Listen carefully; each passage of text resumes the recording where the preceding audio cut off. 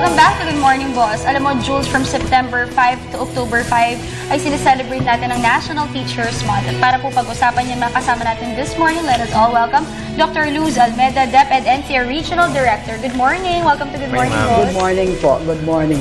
Alright, to start off, before we talk about National Teachers Month, let us talk about first about Learners Information System, or what we call LIS. So what is this all about? LIS means Learners Information System. Dito yung database na mga information about a particular student or learner. Dito nakikita natin kasi may corresponding reference number for every learner. So matatrack natin kung saan siya nag-aral. We can also track kung nakatapos ba siya o nag-drop out ba siya. Okay. And the school where he's enrolled. And it's actually a very good system that will give adequate information about a particular child. Okay. So nationwide ito. This is only for the students or kahit yung sa mga nakagraduate na po? Para Hindi, yung sa school muna. We start with the students from kindergarten to high school. Okay. Ma'am, will this be implemented in private, public schools only or including private? No, ideally it should be kasama yung private schools. But we're starting with the public schools. Eventually, kasama na yun doon. Kasi may attach lang na reference number for every child enrolled.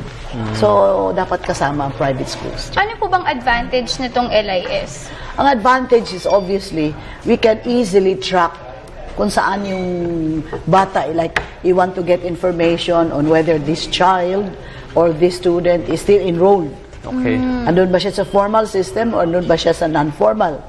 So, at least, we can give advice to the child kung makita natin na wala na siya doon sa records sa school. Yes. So we can convince the parents and the child to go back to school kasi nakikita natin sa LIS. Maganda siya tayo, no? Kasi natatrack yung progress ng isang student. Yes. Pero ma'am, sino yung pwedeng mag-access nito? Is it open for the public or only the teachers? Just access our website, www.dep-ed.gov.ph. Yes. So pwedeng makita nila tita from abroad kung nag-aaral ba talaga. May number sila yung corresponding So, numbers. napakagandang program nito, Jules, kasi di ba usually yung mga parents who are working abroad, they just send money to their children for their school, and then minsan they don't really track kung talagang nag-aaral ba. Sometimes yung mga students, they drop out, hindi pumapasok, nagka-cut ng class. Tapos makikita doon yung matatrack na nila. So at least wala nang lusot. Jules, kung nangyari yun, may LIS before, medyo makalabit pa. Pero Sana we can also track that after graduation, kung saan na yung bata, either na-employed ba o wala. Kung saan company na. Saan company para na. matulungan din sana sila. continuing yung tracking. Maganda Oo. And sana, hindi lang dun sa mga students, sana malagay na rin sa track lahat nung kahit nakagraduate na para matulungan din sila kung saan sila nag-work, matrack din kung saan company na sila. Tsaka maganda rin siya for basis or para makita mo kung may tinatawag kasi na underemployed or unemployed.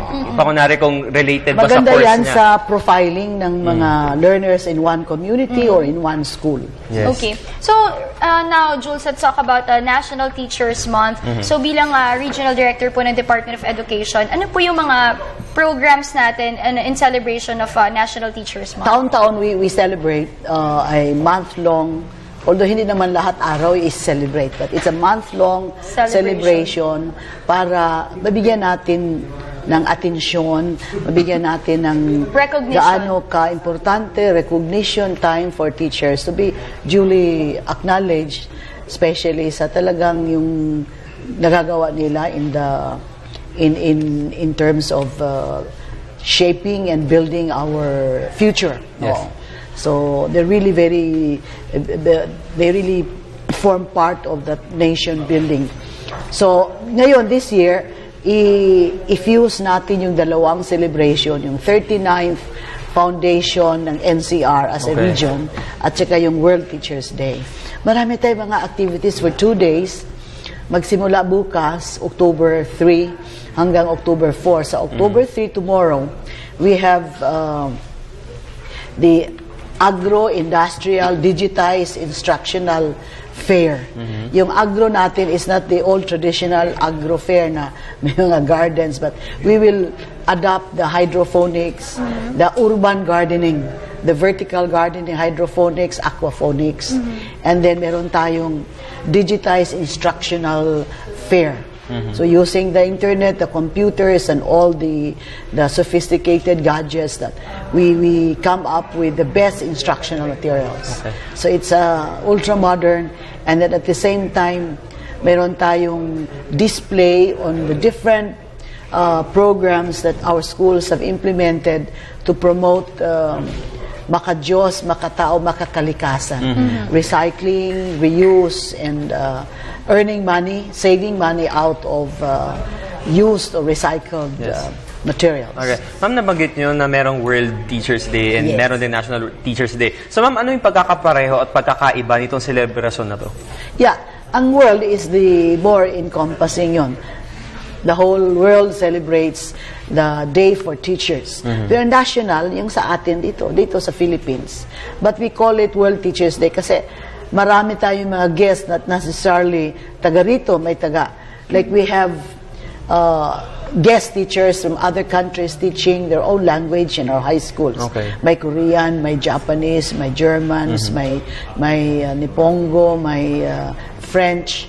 So they come and visit and share their expertise in teaching our students in our school. So we call it na lang World Teachers Day. Okay. Alright, so ito naman, Jules, speaking of syempre pagbibigay pugay, recognition Yes. sa mga teachers natin, this past few days, patuloy pong sunod-sunod na nakakausap o nakakapanayam po namin mga GMB hosts ang mga iba't ibang klase ng guro. And we all know na talagang they're all dedicated and talagang Yes. hardworking para lang makapagbigay public service o makapagbigay serbisyo sa kanilang mga estudyante. Pero alamin natin, kasi di ba na-discuss natin si Mr. Randy Halasan, kung Yes. saan isa po siya sa Ramon Magsaysay Awardee at talagang nakakatuwa dahil 7 hours ang kanyang nilalakbay para lang makapagturo. Araw-araw po yan. So ang tanong, kamusta po yung mga benefits ng mga teachers natin sa ngayon? Kung ang teacher has to undergo itong very, very tough and rigid regimen like maglakad siya. Maraming teachers tayo na gano'n nagmumotorcycle, habal-habal Going sa to remote probinsya, areas. nagkukross ng mga Ilog. ilog. Meron tayong hazard pay na binibigay sa teachers who are assigned in hazardous areas. Ay talagang malalayo. Dito naman sa NCR, meron tayong a few schools na you have to take the bangka and the boat to go and teach in one school. But nationwide, meron tayong mga hazard benefits na binibigay sa mga guro who are undergoing a lot of difficulties to reach their teaching stations. It's nice to know that Department of Education, Jules, na talagang nag-e-effort sila para sa mga ikakaganda at yung mga magiging benepisyo ng ating mga guro. Because we all know, hindi naman talaga lahat. Yung iba kasi, they go abroad just to teach. Yes. Iniwan nila yung Philippines o iniwan nila yung sarili nilang bansa kasi nga, kakulangan sa benepisyo. Actually, ang guro who may decide to go back to teaching in the country Okay. are actually given priority hiring. Wow. So Okay. kung may guro from abroad who would decide to go back for good, mag-apply siya sa Dep-Ed, binibigyan niya ng priority hiring. Okay. Ma'am, in line with that, kasi syempre, patuloy na tumataas yung kompetisyon sa iba't ibang bansa pagdating sa pagbibigay ng trabaho sa iba't ibang guro. yes. So, paano po yung ginagawa ng Dep-Ed para syempre, mas mahikayat yung mga guro na magstay stay, dito, especially in public schools? Yeah, we have a lot of scholarships. Mayroon tayong mga continuing in-service trainings at saka itong city government. Dito sa NCR, I can speak for NCR, maraming incentives na binibigay sa mga teachers who are doing their best, excelling in their fields. Okay. Alright, so ayan, nalaman natin lahat ng mga information about, lalo na sa mga pa-teachers natin dahil nga ngayon po ay in celebration of National Teachers Month. Kahapon, may nakapanayam tayong 3 guro mula naman sa Nueva Ecija, San Antonio at nalaman din natin yung mga programs at projects sila nakakatuwa para talagang makatulong sa ating mamamayan. Kasi syempre, kung wala yung mga guro natin, wala tayo lahat dito. Pero bukas, meron tayong sa October 4, we have a special guest from London. Wow. Isang expert on learner-centered instruction. We have invited him, courtesy of Ayala Foundation.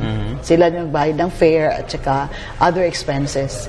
He will speak for 1 or 2 hours to 4,000 to 5,000 strong teachers sa NCR kasi kailangan natin ng bagong pamamaraan, teaching strategies Yes. to improve learning and teaching. in the Tama class. yan. Kasi at least sinasabayan natin yung integration ng K-12 na from Yes. 10 academic years. 12. Ngayon, 12 na. So nakakatuwa na ini-integrate at mas lalo natin pinapalakas Yes. ang education system ng ating bansa. Alright, ayan po. Thank you so much for joining us this morning. That was Thank Dr. you. Luz Almeda, Dep-Ed NCR Regional Director.